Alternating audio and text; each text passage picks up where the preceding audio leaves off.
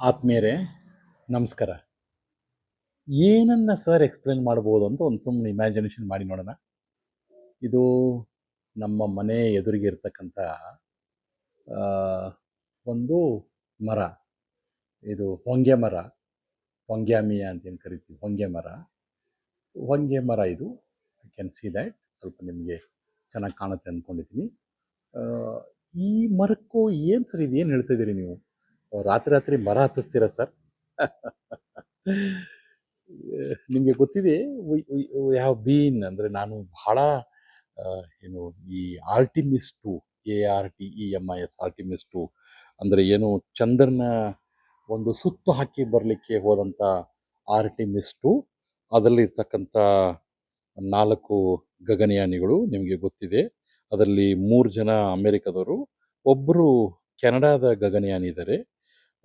ಇವರೆಲ್ಲ ಅಲ್ಲಿ ಒಂದು ಟೀಮ್ ಮಾಡಿಕೊಂಡು 4 ಜನ ಆಸ್ಟ್ರೋನಾಟ್ಸು ನಮ್ಮ ಏನು ಓರಿಯನ್ ಬಾಹ್ಯಾಕಾಶ ನೌಕೆ ಅಂತ ಏನು ಕರಿತೀವಿ ನಾವು, ಒಂದು ಸ್ಪೇಸ್ ಕ್ರಾಫ್ಟ್, ಅದರಲ್ಲಿ ಕೂತ್ಕೊಂಡು ಏಪ್ರಿಲ್ 1ನೇ ತಾರೀಕು ಅಮೇರಿಕಾದಿಂದ ಹೊರಟರು.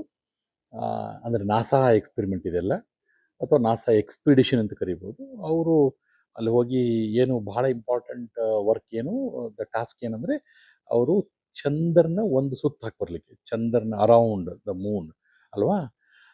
ಇದ್ರ ಅದಕ್ಕೂ ಈ ಗಿಡಕ್ಕೆ ಏನು ಸಂಬಂಧ ಅಂದರೆ, ನೋಡಿ ಇಲ್ಲಿ ಹೇಳ್ತೀನಿ.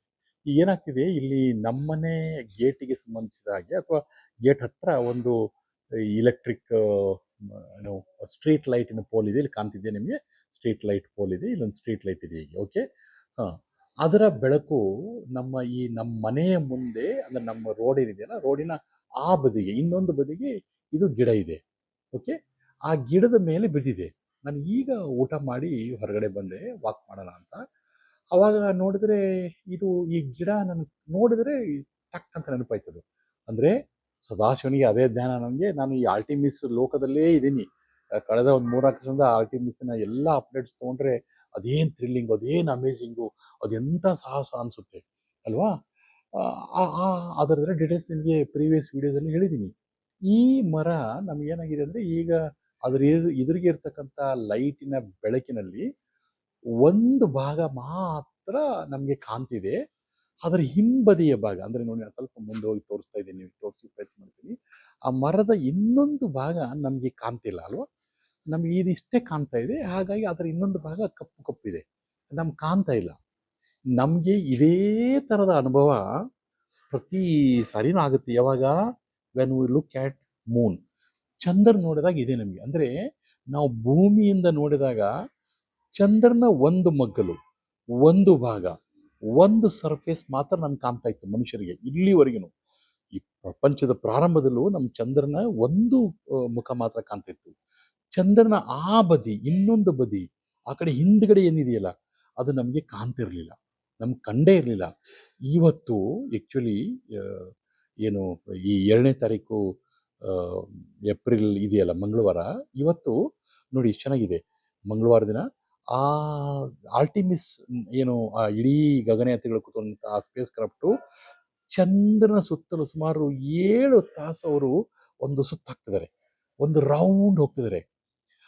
ಅಂದ್ರೆ ಏನು ಅಡ್ವಾಂಟೇಜ್ ಅಂದರೆ, ಅಥವಾ ಏನು ಅದರ ಸಾಹಸ ಅಂದರೆ, ಅದ್ರ ಏನು ಥ್ರಿಲ್ಲಿಂಗ್ ಅಂದರೆ, they are now able to see the other side of the Moon.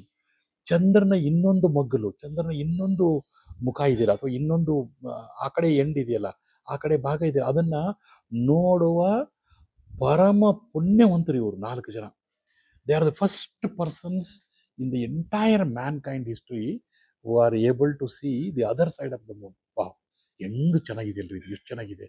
ಆಮೇಲೆ ಅಷ್ಟೇ ಅಲ್ಲ, ಚಂದ್ರನ ದಾಟಿ ಹೋಗಿದಾರಲ್ಲ, ನಾನು ಆಗಲೇ ಹಳೆಯ ವಿಡಿಯೋಗಳಲ್ಲಿ ಎಕ್ಸ್ಪ್ಲೇನ್ ಮಾಡಿದ್ದೀನಿ. ಚಂದ್ರನ ದಾಟಿ ಹೋಗಿದ್ರಿಂದ ಅವರು ದಿ ಲಾಂಗೆಸ್ಟ್ ಅಥವಾ ಫಾರ್ದೆಸ್ಟ್ ಟ್ರಾವೆಲ್ ಮಾಡಿದಂಥ human beings from the earth. ಭೂಮಿಯಿಂದ ಜಿಗಿದು ದೂರ ಹೋಗಿ ಚಂದ್ರನ ಮೇಲೆ ಮುಟ್ಟಿದ್ದಾರೆ ನೀಲ್ ಆರ್ಮ್ಸ್ಟ್ರಾಂಗ್ ಅವರು.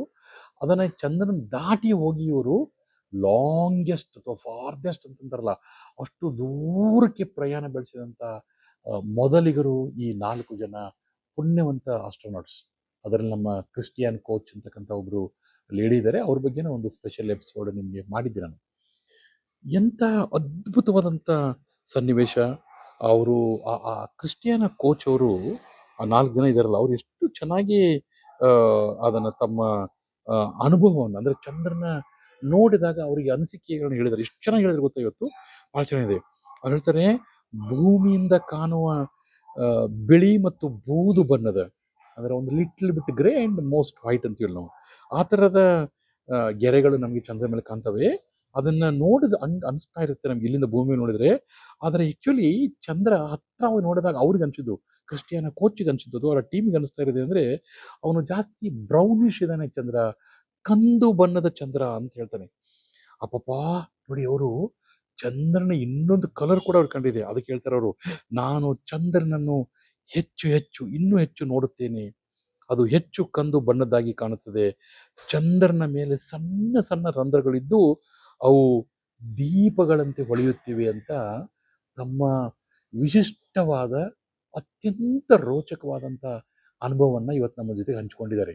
ಹೆಂಗಿರುತ್ತಲ್ರಿ? ನಂಗೆ ನಿಜವಾಗ್ಲೂ ಇದನ್ನ ಹೇಳ್ಬೇಕಾದ್ರೆ ಮೈ ಜುಮ್ ಅಂತ ಇದೆ. ಅಬ್ಬಬ್ಬಾ! ಅದು ಏನು ವಿಶೇಷ, ವಿಶಿಷ್ಟ.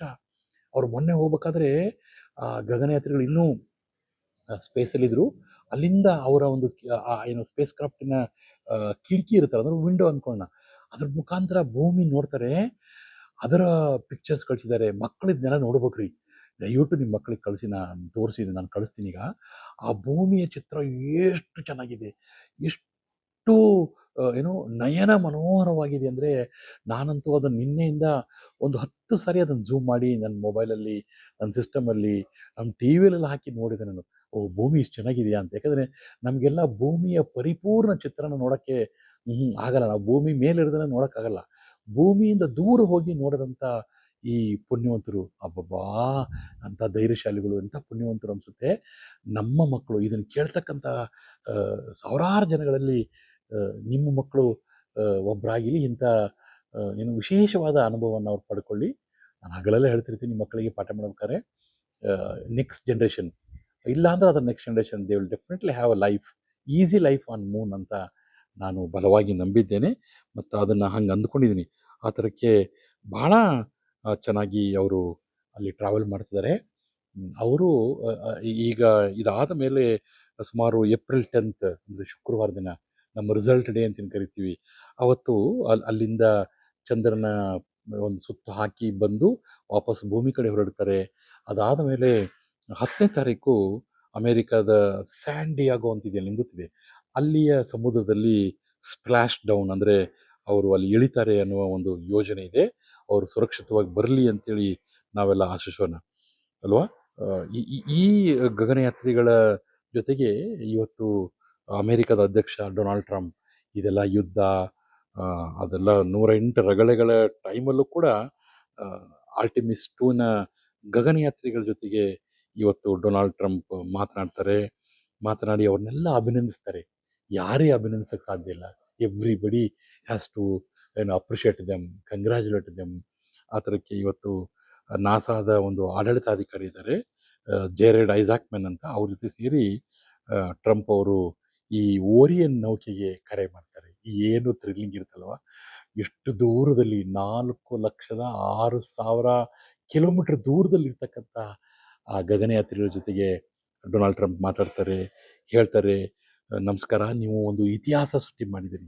Definitely they have created history, should be return in golden letters ಅನ್ಸುತ್ತೆ ನನಗೆ.